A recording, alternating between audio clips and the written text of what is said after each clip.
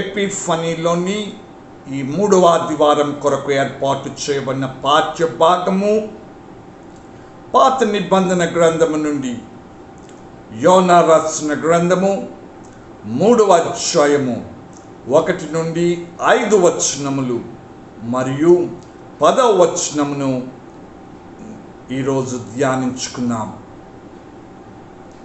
మన తండ్రి అయిన దేవుని నుండి ప్రభు అయిన యేసుక్రీస్తు నుండి కృపయు సమాధానమును మీ అందరికీ కలుగునుగాక. ఆమేన్. ప్రియమైన దేవుని సంగమా, దేవుని బిడ్డలరా, యోనాను గురించి మనల్ని ఎవరైనా అడిగారనుకోండి, వెంటనే యోనా ఒక పెద్ద చేప అని యోనా కథను మనమందరము కూడా చాలా చక్కగా చెప్తాం. అంటే ఈ యోనా గ్రంథము లేదా దీని సారాంశము చిన్నలకు పెద్దలకు చాలా సుపరిచితమైనటువంటి పాఠమని మనం చెప్పచ్చు. ఈ పాఠము కాకుండా యోనాను గురించి ప్రత్యేకంగా మీరేమన్నా చెప్తారా? ఆలోచించండి. దేవుని వాక్యాన్ని తన శత్రువులకు ప్రకటించటానికి ఇష్టపడని ఒక ప్రవక్త యోనా కదా. దేవుడు ఒక పనిని అప్పగించి వెళ్ళమంటే వెళ్ళకుండా తప్పించుకుని పారిపోతున్న ప్రవక్త అవిధేయునిగా కనపడుతూ ఉండొచ్చు. ఇంకా అవివేకముగా దేవుని నుండి పారిపోవాలనుకున్నాడు. యోనా తన సొంత అభిప్రాయాలను, సొంత దృక్పథాన్ని కలిగి ఉన్నాడు. దేవునిని ప్రశ్నించే తత్వాన్ని, దేవునితో విభేదించే తత్వాన్ని, తొందరగా కోపపడే అంటే కోపాన్ని వ్యక్తీకరించే తత్వాన్ని యోనాలో మనం చూడొచ్చు.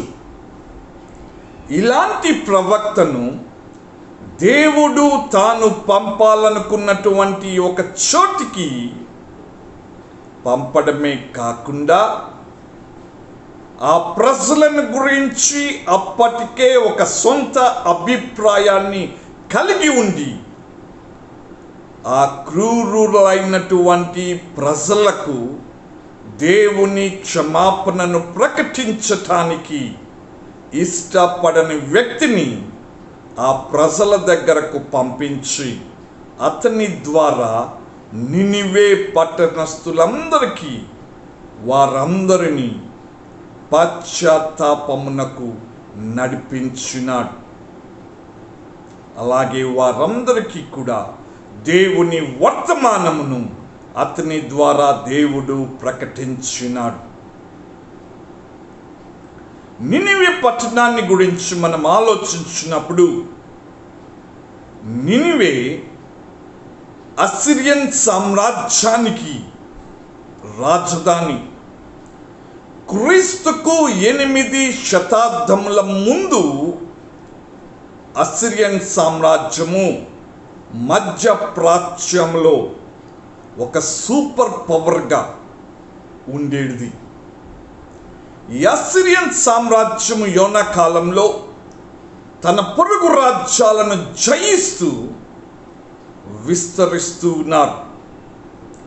చరిత్ర అసిరియన్ల గురించి తెలియచేస్తూ వీళ్ళు అతి క్రూరులైన మనుష్యులని ఎన్నో ఉదాహరణలతో సహా చరిత్ర చెప్తూ ఉంది.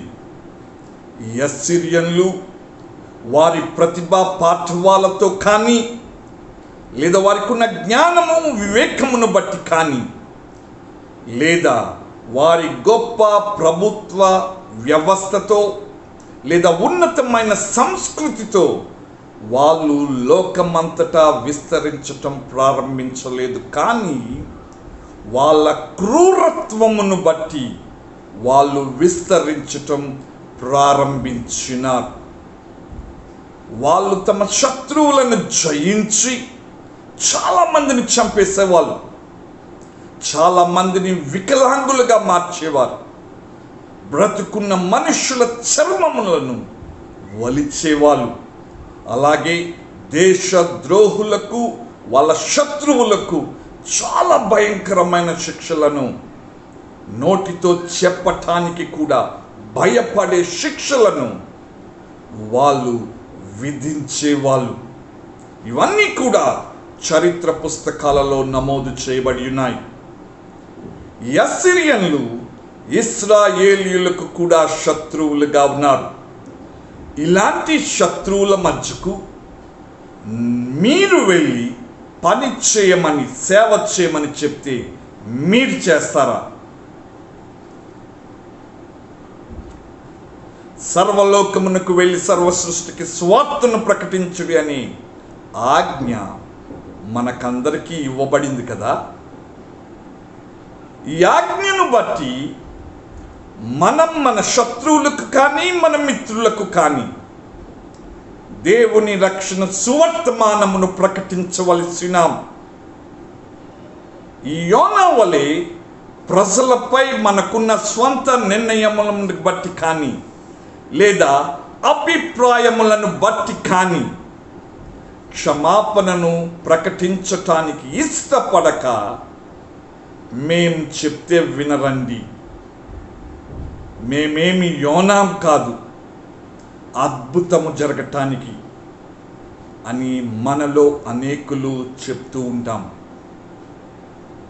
ఇలా చెప్పటంలో ఒక ప్రశ్న ఉంది. ఎప్పుడైనా ఆలోచించారా? నీ పనిని మేమెందుకు చేయాలయ్యా అని ప్రశ్నిస్తున్నాం దేవునిని. అసలు మనం దేవుని పనిని ఎందుకు చేయవలసినామో నేటి మన పాఠము చాలా స్పష్టముగా తెలియచేస్తుంది. మన పాఠములోని మొదటి వచనాన్ని మనం ఇప్పుడు ధ్యానించుకున్నాం. అంతట యెహోవా వాక్కు రెండవ మారు యోనాకు ప్రత్యక్షమై సెలవిచ్చినదేమనగా, ఈ మాటలు చాలా ఆసక్తికరంగా ఉన్నాయి కదా. అలాగే ఈ మాటలు చాలా అసౌకర్యానికి కూడా మనల్ని గురి చేస్తూ ఉన్నాయి. ఎందుకంటారు? ఆలోచించండి. ఆసక్తికరంగా ఉన్నాయి, అసౌకర్యానికి కూడా గురి చేస్తూ ఉన్నాయి. ఎందుకనో మనం చూద్దాం.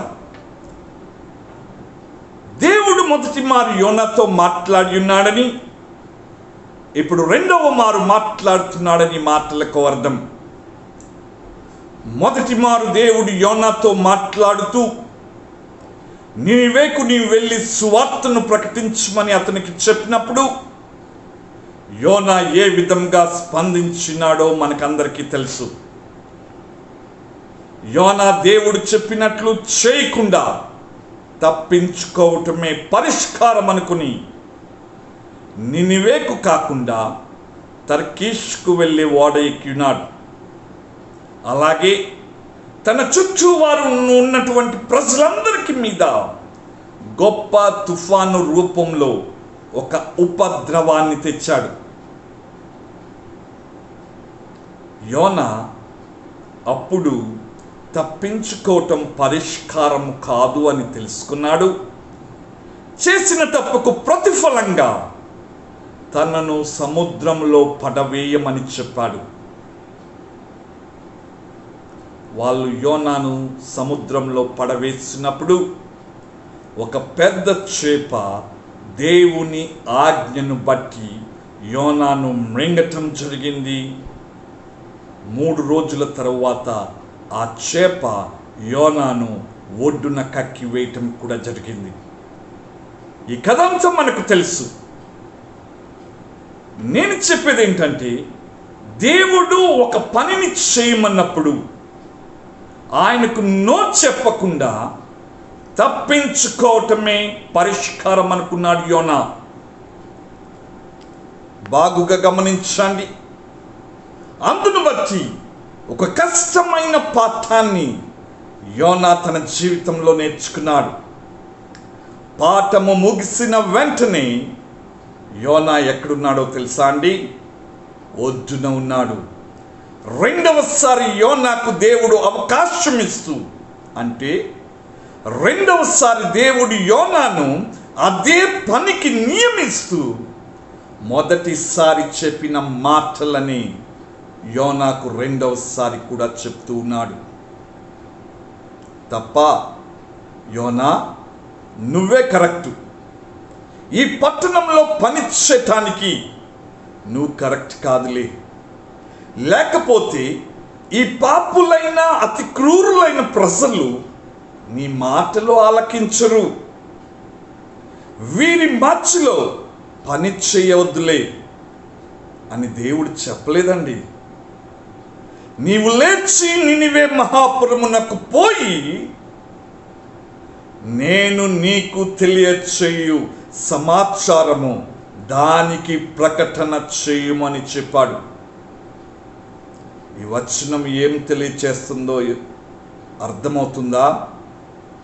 దేవుడు కాదు అనే జవాబుని ఏమాత్రము తీసుకోడని, మనము తప్పించుకోవాలనుకున్నను దేవుడు ఒప్పుకోడని, మనము ఆయనతో వాదులాడినను ఆయన వినడని, ఆయన తన మనస్సును ఏమాత్రము మార్చుకొనడని ఈ వచనము తెలియచేస్తుంది.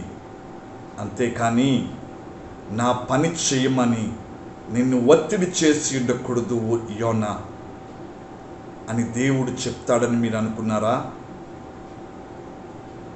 ఇక్కడ దేవుడు మళ్ళీ చాలా స్పష్టముగా అతి క్రూరులైనటువంటి ఆ నినివే మహాపురమునకు నీవు పోయి లేచి వెళ్ళి నేను చెప్పబోయే సమాచారాన్ని దానికి ప్రకటించుము అని చాలా స్పష్టమైన ఆజ్ఞను దేవుడు యోనాకిచ్చినాడండి. ఈరోజు ఇదే ఆజ్ఞను దేవుడు మనకు కూడా ఇస్తున్నాడు. మీరు లేచి వెళ్ళి దేవుని చిత్తమును ప్రకటించుడి. మీకు నిర్ణయ కాలమును నివాస స్థలమును ఏర్పరచిన దేవుడు మీ నిర్ణయ కాలంలో నివాస స్థలము చుట్టూ ఉన్నటువంటి దాని పొలిమేరలలో ఉన్న ప్రతి ఒక్కరికి కూడా దేవుని చిత్తమును రక్షణ సమాచారమును ప్రకటించవలనని దేవుడు ఈరోజు ఈ ఉదయమున మనకు కూడా ఆజ్ఞాపిస్తూ ఉన్నాడు. దేవుని రక్షణ సువార్తను అందరితో పంచుకోవటం దేవుని చిత్తమై ఉన్నది. ప్రజల దోషములు దేవుని దృష్టికి ఘోరములై ఉన్నవి కనుక వాటిని బట్టి మనుషులకు దుర్గతి కలుగుతుందని, దేవుని తీర్పు నాశనము వారి మీదకి రాబోతున్నదని మనము ప్రకటించాలని దేవుడు ఆశపడుతున్నాడు. కానీ మనం ఈ దేవుని చిత్తమును ప్రకటించుటకు బదులుగా సాకులు చెప్తూ ఉన్నాం. సువార్తను ప్రకటించడం వలన ఎదురయ్యే ఇబ్బందులను బట్టి తప్పించుకుంటూ ఉన్నాం. ఈ సాకులు తప్పించుకోవటంలో కొన్ని ప్రశ్నలు ఉన్నాయండి. మీరు ఎప్పుడైనా ఆలోచించారా ఆ ప్రశ్నలు ఏమిటో? అంటే మనము దేవునికి చెప్పే సాకులు, దేవుని పనిని చేయకుండా తప్పించుకోవటానికి మనము చేసే ప్రయత్నాలు, కొన్ని ప్రశ్నలను మన స్వభావము నుండి దేవుని ఎదుట లేవనెత్తుతున్నాయనే విషయాన్ని క్రైస్తవులైన ఏ ఒక్కరు కూడా మర్చిపోకూడదు. అవేంటో ఒక్కసారి ఆలోచించండి. మన సాకులు తప్పించుకోలేని మన ప్రయత్నం ద్వారా మనము దేవునితో ఏం చెప్తున్నామో తెలుసా? దేవా, ఈ పనికి నేను కరెక్ట్ కాదు, వేరొకరిని చూసుకోండి, ఈ పని నాకు రాదు, ఈ పని నేను చేయను, నా ధనమును కానీ, నా సమయమును కానీ, నా శ్రమను కానీ నేను ఇవ్వలేను. వీరందరికీ నేను దేవుని సువార్తను ఎందుకని ప్రకటించాలి? నాకు ఇష్టం లేదంతే, నేను చెయ్యను అని మనం చెప్తున్నామండి. మనం చెప్పే సాకులు, మనము తప్పించుకోవటానికి చేసే ప్రయత్నాలలో ఇన్ని ప్రశ్నలు ఉన్నాయి. మంచిదంటారా? యోనా లేచి యెహోవా సెలవిచ్చిన ప్రకారము నినివే మహాపురమునకు పోయినని మన పాఠము చెప్తున్నట్లుగా ఈ ఉదయకాల సమయమున మనము కూడా దేవుని రక్షణ సమాచారాన్ని తీసుకుని దేవుని చిత్తమును ప్రజలకు, మన చుట్టూ ఉన్న వారికి తెలియచేయటానికి మనము నడుములను కట్టుకుని లేచి నిలువబడి వారి దగ్గరకు వెళ్ళి దేవుని రక్షణ సువర్తమానమును మనం ప్రకటిద్దాం. అంతేకాదండి, నినివే ఇశ్రాయేలు దేశమునకు 600 మైళ్ళ దూరంలో ఉంది. ఇప్పుడు యోనా లేచి యెహోవా మాటకు విధేయుడై భూమార్గాన నినివేకు ప్రయాణిస్తున్నాడు. ఇది 25 రోజుల ప్రయాణం అండి. ఇక్కడ యోనా విధేయతను బట్టి ఒక క్షణం ఈ ప్రవక్తను గురించి ఆలోచిద్దాం. గొప్ప తుఫానులో ఓడ క్రింద నిద్రపోతున్నటువంటి యోనాను లేపినటువంటి వాళ్ళు యోనాను ఓడ పైకి తీసుకుని వచ్చారు. అక్కడ యోనా ఆ గొప్ప తుఫానును బట్టి ఒక మాట అన్నాడండి. అప్పుడు యోనా, నన్ను బట్టి ఈ గొప్ప తుఫాను మీ మీదకి వచ్చినదని నాకు అర్థమైంది, నన్ను ఎత్తి సముద్రములో పడవేయండి, అప్పుడు సముద్రము మీ మీదకి రాకుండా నిమ్మలించునని చెప్పాడు. గుర్తుందా? అలా కాకుండా యోనా తానే సముద్రంలోనికి జంప్ చేయలేదండి, గెంతే లేదు. గెంతేశాడా? గెంతలేదే. అంటే తుఫాను ద్వారా దేవుడు యోనాను గద్దించినప్పుడు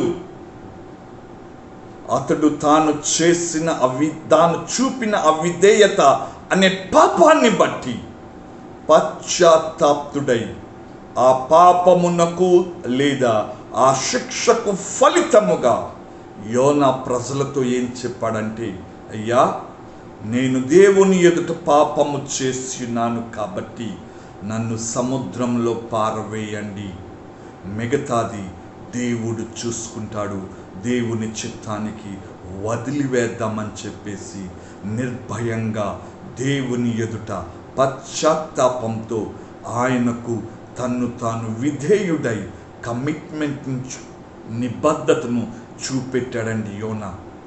ఇప్పుడు అదే విధేయతను, అదే నిబద్ధతను ప్రవక్త తన జీవితంలో మరొకసారి చూపిస్తూ ఉన్నాడు. విధేయత అంటే ఇక్కడ ఎలాంటి సంకోచము లేకుండా, నిర్భీతితో, ధిక్కరించకుండా, పారిపోయే తలంపు లేకుండా, నిర్భయముగా, ధైర్యముతో దేవుడు తనకు చేయమని చెప్పిన కార్యమును తలపెట్టుటకు, దానిని పూర్తి చేయుటకు కృతజ్ఞత నిండిన హృదయముతో యెహోవా యందు యోనాకున్న విశ్వాసమును యెహోవా పునరుద్ధరించి ఉండుటను బట్టి అతడు తేలికపాటి హృదయముతో నినివే వైపు నడిచి ఉంటాడని నేను అనుకుంటున్నాను. ప్రియమైన మిత్రమా, మనము కూడా మన జీవితాలలో ఈ రకమైన నిబద్ధతను, విధేయతను చూపెట్టాలని దేవుడు ఆశపడుతున్నాడు. ఎలాంటి సంకోచం లేకుండా నీ దేవుని గురించి ప్రకటించుటకు నిబద్ధతతో దేవుని రక్షణ సువర్తమానమును తీసుకుని మనము బయలుదేరుదాం. ధైర్యంతో, నిర్భీతితో, నిర్భరంగా దేవుడు మన విశ్వాసమును అనేకమైన మేళ్ల ద్వారా మన జీవితంలో పునరుద్ధరించుటను బట్టి ఆయన వైపు చూచుచు రక్షణ సమాచారమును క్యారీ చేద్దామండి. యోనా ప్రవక్త వలె. అంతేకాదండి, నినివే మహాపట్టణము దేవుని దృష్టికి గొప్పదై 3 దినముల ఎంత పరిమాణము గలది. నినివే మహాపురము ఆ రోజులలో 5 లక్షల మంది ప్రజలు ఆ పట్టణములో జీవించే వాళ్ళండి. ఆ పట్టణము చుట్టూ కూడా 100 అడుగుల కోట గోడలుండేవి. ఆ కోట గోడల పైన 3 రథాలు ఒక్కసారి వెళ్ళేవి. అవి చాలా మైళ్ళ పొడుగున, ఎటువంటి వంకరలు లేకుండా చాలా తిన్ననైనటువంటి దృఢమైన గోడలతో ఆ కోట నిర్మింపబడి ఉన్నది. ఆ కోటలో ఎన్నో విశేషాలు, ఎన్నో వింతలున్నాయండి. అందుకే దేవుడే అంటున్నాడు, గొప్ప మహాపురమని నినివేని గూర్చి దేవుడు సెలవిచ్చున్నాడండి. అది సూపర్ పవర్.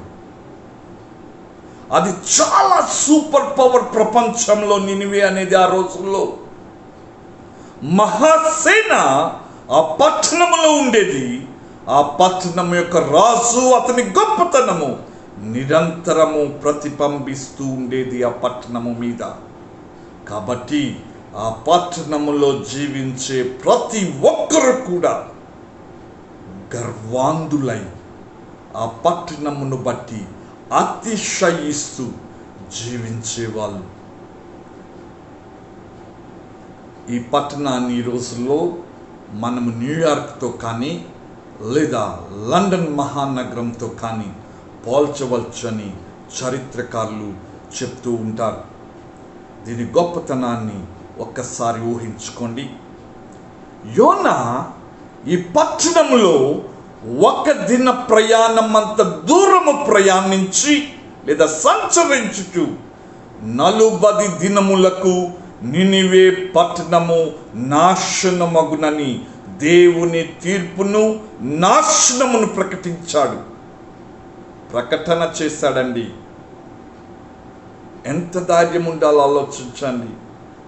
అతి క్రూరులైనటువంటి ప్రజలు, ఆ రోజుల్లో సూపర్ పవర్ అని చెప్పుకుంటూ విర్రవీగుతున్నటువంటి దుర్మార్గులైన ప్రజల మధ్య వారి పట్టణంలోనికి వెళ్ళి 40 రోజులలో మీరు అతిశయించుచున్న ఈ పట్టణము మీరు కూడా నాశనమగుదురని దేవుని తీర్పును ప్రకటన చేశాడండి. చాలా చిన్న మాటలు ఇది. ఇక 40 దినములకు నినివే పట్టణము నాశనమగును. ఈ మాటలలో ధర్మశాస్త్రము ఉంది, సువార్త కూడా ఉందండి. నిజమండి. ఇక 40 దినములకు అనేది సువార్త, నాశనమగును అనేది ధర్మశాస్త్రము. యోనా నాశనం అనే మాట ద్వారా ప్రజలను హెచ్చరించటమే కాకుండా ఆ నాశనమును తప్పించుకోమని చెప్తూ మీకు 40 రోజులు మాత్రమే ఉన్నాయని ప్రకటిస్తూ ఉన్నాడండి కదా. అంటే ఈ 40 రోజులు కృపాకాలం అని మనం చెప్పచ్చు. మీకు 40 రోజులు మాత్రమే గ్రేస్ పీరియడ్ ఉంది.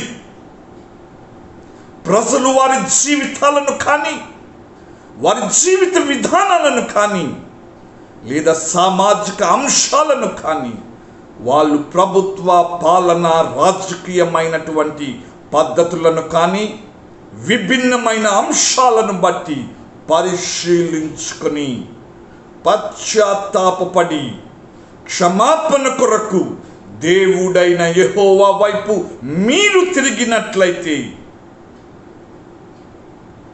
మీరు క్షమింపబడతారని చాలా స్పష్టముగా ధర్మశాస్త్రము ద్వారా యెహోవాను ఆశ్రయించుడి అని ప్రజలను హెచ్చరించాడండి. లేకపోతే నాశనమని చెప్పాడు. నాశనమనే మన మాట ద్వారా యోనా ఇంకా చాలా విషయాల్ని చాలా స్పష్టముగా ప్రజలకు తెలియచేశాడండి. అతడు దేవుని ధర్మశాస్త్రమును చాలా సరళంగా, సూటిగా, ఎలాంటి పరిమితులు లేకుండా ప్రకటించాడండి. దేవుడు పాపాన్ని సహించుడని, తన కోపముతో శాశ్వతమైన తీర్పుతో శిక్షిస్తాడని అతడు ప్రజలకు తెలియచేశాడు.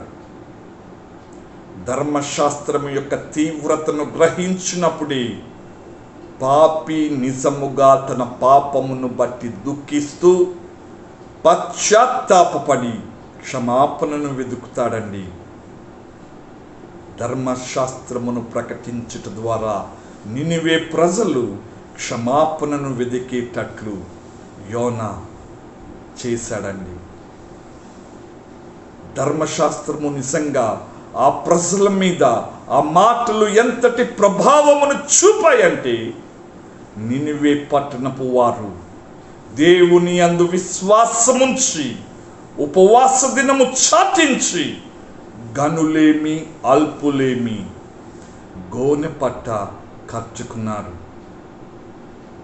ఇక 40 దినములకు నినివే మహాపట్టణము నాశనమగునను చిన్న ప్రసంగానికి 5 లక్షల మంది పశ్చాత్తాపపడ్డారండి. ఇలాంటి అద్భుతానికి పరిశుద్ధాత్మ దేవుడు కారణమని ఈరోజు మనం చెప్పచ్చు. దేవుని దయకు స్పష్టమైన సాక్ష్యాన్ని ఒక్కసారి చూడండి. యోనా పెద్ద ప్రసంగాన్ని ఏం చేయలేదు. అతి క్రూరులైనటువంటి ప్రజల మధ్యలో ఇక 40 దినములకు మీ పట్టణము నాశనమగునను చిన్న ప్రసంగానికి 5 లక్షల మంది రాజుతో సహా, అధికారులతో సహా, ప్రజలతో సహా సురక్షితమని ఎవరైతే విర్రవీగారో ఆ ప్రజలందరూ కూడా గోనె పట్టలు కట్టుకుని పశ్చాత్తాపపడినట్లుగా దేవుని వాక్యము తెలియచేస్తుందండి. ఇక్కడ మనం గమనించవలసినటువంటి మరొక విషయం ఉంది, చాలా ప్రాముఖ్యమైన విషయం. అది నినివే పట్టణపు వారు దేవుని యందు విశ్వాసముంచారు తప్ప మనుష్యుడైన యోనాను నమ్మలేదండి. అంటే వాళ్ళు యోనాను దేవుని నోటి బూరగా మాత్రమే గుర్తించారు. అలాగే యోనా ప్రజలను తన వైపుకు తిప్పుకోలేదండి. యోనా తాను ప్రకటిస్తున్న మాటలకు మాత్రమే ప్రాధాన్యమిచ్చాడు. ఆ మాటలను మాత్రమే హైలైట్ చేశాడు. గొప్ప ప్రసంగికునిగా యోనా క్రెడిట్ని పొందలేడు కదా. ఎంత ప్రాముఖ్యమైన మాటలో ఒక్కసారి మీరు ఆలోచించండి. క్రైస్తవులను బట్టి కానీ, ప్రసంగికులను బట్టి కానీ, లేదా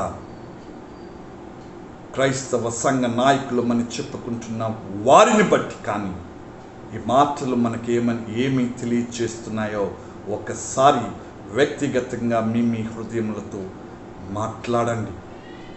అదే సమాచారాన్ని ఈరోజు మనము కూడా ప్రకటించవలసిన రాబోతున్నటువంటి భయంకరమైన దేవుని తీర్పును బట్టి ప్రజలను హెచ్చరించవలసిన వారి పాపములతో కొనసాగుతున్నటువంటి వారి మీదకి రాబోచున్నటువంటి దేవుని ఉగ్రతను బట్టి, దేవుని తీర్పును బట్టి హెచ్చరించవలసినాం. కానీ మనం హెచ్చరించం. ఎందుకంటే ఇలాంటి కఠినమైన మాటలు ప్రజలకు కోపం పుట్టిస్తాయండి, ప్రజలను ఉద్రిక్తపరుస్తాయి, ప్రజలను గాయపరిచి మనలను ప్రజలకు దూరంగా చేస్తాయండి. ఇలాంటి మాటలను వినడానికి ఎవరు కూడా ఇష్టపడరు. మనము కూడా దేవుని తీర్పును, నాశనమును గూర్చి ప్రకటించటానికి ఇష్టపడం. మరి మీరు ప్రకటించకపోతే ప్రజలు పాపము కిందే ఉంటారండి. వాళ్ళ జీవితాలను మార్చుకోరు. దేవుని ఉగ్రత కిందకు వారు వస్తారు. రక్షకుని గురించి వారికి తెలియదండి. ఆలోచించండి. దేవుని ప్రియ బిడ్డలుగా, దేవుని కుటుంబములోని సభ్యులుగా దేవుడు మనకిచ్చిన ఆజ్ఞ మనము క్యారీ చేయాలి. సువార్త లేదా రక్షణ సమాచారమును ప్రజలందరికీ కూడా ప్రకటించాలనేది మన తండ్రి ఉద్దేశము. కాబట్టి ఆలోచించండి ప్రియమైన దేవుని సంగమా. అలాగే ఈ నినివే వారు తమ చెడు నడతలను మానుకొనగా వారు చేయుచున్న క్రియలను దేవుడు చూచి పశ్చాత్తాప్తుడై వారికి చేయదునని తాను మాట ఇచ్చిన కీడు చేయక మానెను అని 10వ వచనం చాలా స్పష్టంగా తెలియచేస్తూ ఉందండి కదా. మాటలకు అర్థం ఏంటంటారు? తీర్పును గూర్చిన వర్తమానము ప్రజలను తీవ్రముగా నొచ్చుకున్నట్లు చేయటమే కాకుండా తాము పాపులమని, దేవుని కృప మాకు అవసరమని గుర్తించేటట్లుగా చేసింది.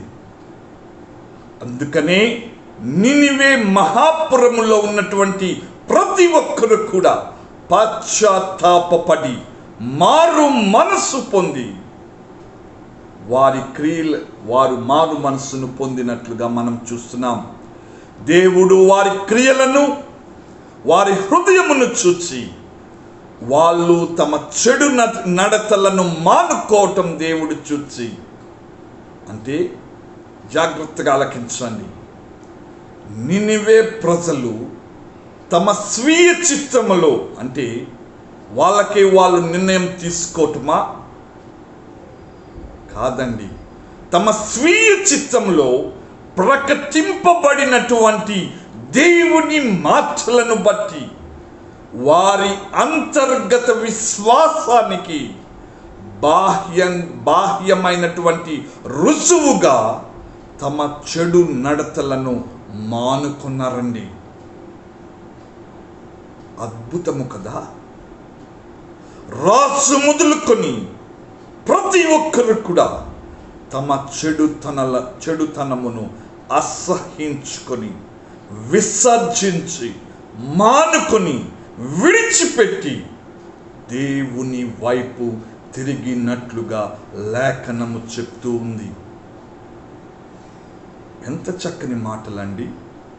చాలాసార్లు మేం పిలిస్తే సంఘానికి ఎవరు రారండి అని కొంతమంది అంటూ ఉంటాం. చాలాసార్లు దేవా మా పాపములను, మా ప్రజల పాపములను, మాకు తెలిసిన ప్రతి ఒక్కరి పాపములను క్షమించమని ప్రార్థన చేస్తుంటాం. కానీ తండ్రి, వాళ్ళు పాపములను అసహించుకొని పాపమును చేయకుండా పాపముల నుండి వారిని విడిపించి నీ ఆజ్ఞలను బట్టి శుద్ధముగను మర్యాదకరముగను జీవించుటట్లు సహాయము చేయమని సేవకులుగా, క్రైస్తవులుగా మనము ప్రార్థింపలేకపోతూ ఉన్నాం. ఇక్కడ అంతర్గతంగా వారిలో ఉన్న విశ్వాసానికి బాహ్యంగా రుజువుగా వారు తమ చెడు నడతలను మానుకొన్నారని దేవుని వాక్యము బహుస్పష్టముగా తెలియచేస్తూ ఉందండి. అలాగే మరొక ప్రాముఖ్యమైన మాట 10వ వచనంలో ఏంటంటే, దేవుడు పశ్చాత్తాప్తుడై వారికి చేదునని తాను మాట ఇచ్చిన కీడు చేయక మానెను. దేవుడు పశ్చాత్తాపడతాడంటారా? దేవునికి పాపము లేదు, దేవుడు తప్పు చేయడు, దేవుడు మనస్సు మార్చుకుంటాడా? బైబిల్ ఏం చెప్తుందో చూద్దాం. సంఖ్యాకాండము 23వ అధ్యాయము 19వ వచనాన్ని చూసినట్లయితే, దేవుడు అబద్ధమాడుటకు ఆయన మానవుడు కాడు, పశ్చాత్తాపడుటకు ఆయన నరపుత్రుడు కాడు, ఆయన చెప్పి చేయకుండునా, ఆయన మాట ఇచ్చి స్థాపింపకుండునా అని తెలియచేస్తుంది. అలాగే మొదటి సమూయేలు 15వ అధ్యాయము 29వ వచనాన్ని చదివినట్లయితే, ఇశ్రాయేలీయులకు ఆధారమైన వాడు నరుడు కాడు, ఆయన అబద్ధమాడడు, పశ్చాత్తాపరుడు అని కూడా చెప్తుంది. మరి దేవుడు పశ్చాత్తాప్తుడై అనే మాటకు అర్థం ఏంటంటారు? హిబ్రూ భాషను చూద్దాం. హిబ్రూ భాషలో పశ్చాత్తాపడుటకు అనే మాటకు దేవునికి సంబంధించి జాలి, మొదటిగా జాలి లేదా కరుణను కలిగి ఉండటం, లేదా రెండవదిగా ఒకరి చర్యలను క్షమించటం లేదా బాధపడటం, మూడవదిగా ఓదార్చటం అనే అర్థం ఇస్తూ ఉందండి. అదే హిబ్రూ భాషలో పశ్చాత్తాపడుట మనుషులకు సంబంధించి వాళ్ళు తిరిగి రావడం, వెనక్కి తిరగటం, అంటే తమ మార్గముల నుండి పశ్చాత్తాప్తులై, తమ పాపముల నుండి పశ్చాత్తాప్తులై అంటే వెనకకు తిరగటం అని అర్థం ఇస్తుంది. దేవుడు పశ్చాత్తాప్తుడై అను మాట మీకు అర్థమైందనుకుంటాను కదా. దేవునిని చక్కగా అర్థం చేసుకోవాలనే ఉద్దేశంతో ఇక్కడ మనిషి చర్యల దేవుని చర్యలను గురించి మాట్లాడుతున్నాడు తప్ప మరొక భావంలో కాదనే విషయాన్ని క్రైస్తవులమైన మనము, దేవుని బిడ్డలమైన మనము అర్థం చేసుకోవలసినాం. చివరిగా యోనా వంటి ఫలితము వస్తుందంటేనే ఇక్కడ కూర్చున్న మనం లేదా వింటున్న అనేకులు దేవుని సేవను చేయటానికి బయలుదేరుతాం, లేదా దేవుని వాక్యమును ప్రకటించడానికి ముందుకు వస్తాం, ప్రకటిస్తాం, మాట్లాడతాం. మనము కూడా అదే దేవునిని కలిగి ఉన్నాం కదండి. ఆ రోజు యోనా ఏ దేవునినైతే కలిగి ఉన్నాడో, ఈరోజు మీరు కూడా నేను కూడా అదే దేవునిని కలిగి ఉన్నామండి. దుష్టులు మరణముందుట చేత దేవుడు సంతోషించుడని యెహెజ్కేలు గ్రంథమునందు వ్రాయబడి ఉన్నది. అలాగే మనుష్యులందరూ కూడా సత్యమును గూర్చిన అనుభవ జ్ఞానము గలవారై ఉండవలనని దేవుడు ఆశపడుతున్నాడని కూడా బైబిల్ తెలియచేస్తూ ఉంది. దేవుని మాటలు నిరర్ధకముగా వెనుకకు మరలవని కూడా అదే బైబిల్ చెప్తూ ఉందండి.